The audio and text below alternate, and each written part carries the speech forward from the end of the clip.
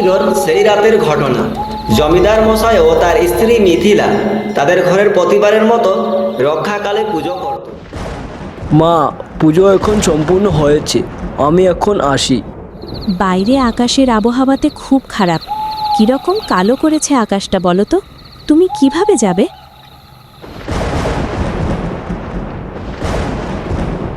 কি জানি মা, আমাকে তো তাড়াতাড়ি যেতে হবে। আমার কাজ শেষ, এবার শুধু অপেক্ষার পালা।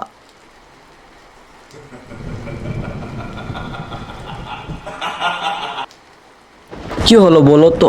এত ঝড় বৃষ্টি পড়ছে যে গ্রামটা পুরো অন্ধকার হয়ে গেছে। এত বিদ্যুৎ চমকাচ্ছে কেন গো? আমার না মনে কিরকম লাগছে, খুব ভয় লাগছে। কে জানে কোনো বিপদ আসবে না তো? কি বলিস মিথিলা? আর কিসের বিপদ? এই বিপদ থেকে রক্ষা পাওয়ার জন্যই তো মা কালীর পুজো করলাম। এই মা কালী তো আমাদেরকে রক্ষা করবে। রক্ষা করো মা, রক্ষা করো। জয় মা কালী।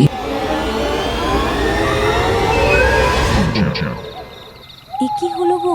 প্রদীপটা যে নিভে গেল। এ তো কোনো অশুভ সংকেত। কি হবে এখন?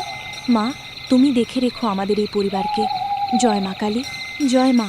তুমি রক্ষা করো মা আমাদের পরিবারকে। শুধু পরিবার কেন, পুরো গ্রামটাকে দেখে রাখো মা। পুরো গ্রামটা রক্ষা করো মা, পুরো গ্রামটা।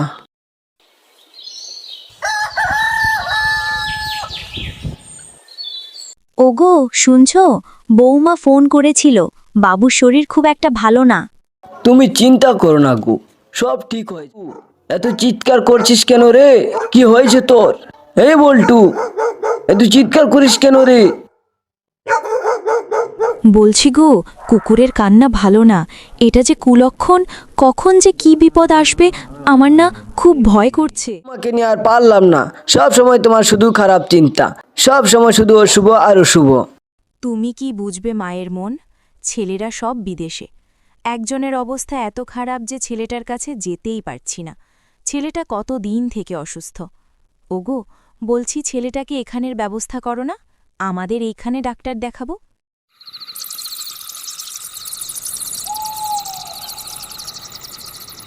কিছুক্ষণ পর জমিদার মশাইয়ের বাড়িতে আসলেন তার পরম বন্ধু সুমন বাবু।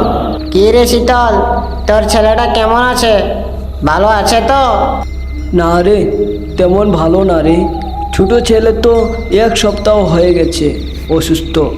আমি তো আমার স্ত্রীকে কিছু বলিনি। অবস্থা খুব খারাপ। ডাক্তার তো ধরতেই পারছে না কি রোগ হয়েছে। কি বলিস রে? আর এদিকে শুনেছিস কি হয়েছে? না তো, কিছু শুনিনি।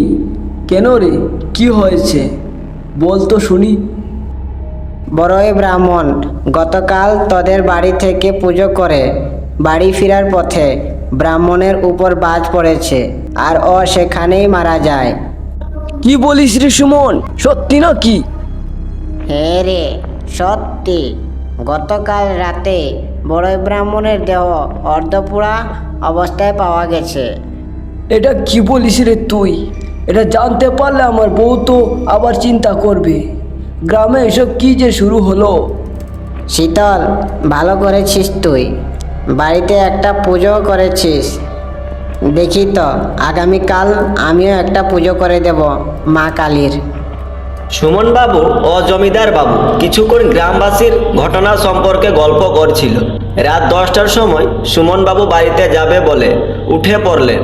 জমিদার বাবুর বাড়ি থেকে বেরিয়ে ঘরের দিকে রওনা দিল। হাঁটতে থাকেন সুমন বাবু, কিন্তু এ কি?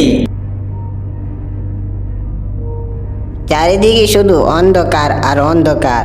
কিভাবে যাব যে বাড়িতে? আকাশের একটাও তারা দেখা যাচ্ছে না। কি যে ঘটেছে কি জানি। রক্ষা করো গো মা, রক্ষা করো। জয় মা কালী। সুমন বাবু দাঁড়িয়ে গেলেন। কিছুটা অন্ধকার ধাতস্থ হয়ে আবারও হাঁটতে শুরু করলেন। জমিদার বাবুর বাড়ি থেকে সুমন বাবুর বাড়ি দূরত্ব মাত্র 5 মিনিটের, কিন্তু সুমন বাবু কতক্ষণ ধরেই হাঁটতেই থাকে। সুমন বাবু রাস্তা দিয়ে হাঁটতে থাকে, কিন্তু সামনে কিছুই দেখতে পাচ্ছে না। অন্ধকারের ঘন কুয়াশা যেন কালো মেঘ ঢেকে রেখেছে। হঠাৎ সুমন বাবু তার চোখে যেন কি দেখতে পেল। আরে হঠাৎ সামনে ওটা কি দেখা রাস্তার যাচ্ছে? মাঝখানে এক দাঁড়িয়ে আছে ডাইনি কালো আসে চেয়ার মতো। সুমন বাবুর পথ আটকে দেই। তারপর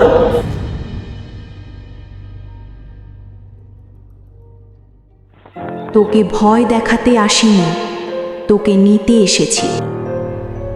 তোকে আমি বহুদিন ধরে খুঁজছিলাম, আজ পেলাম। পালানোর আর পথ নেই।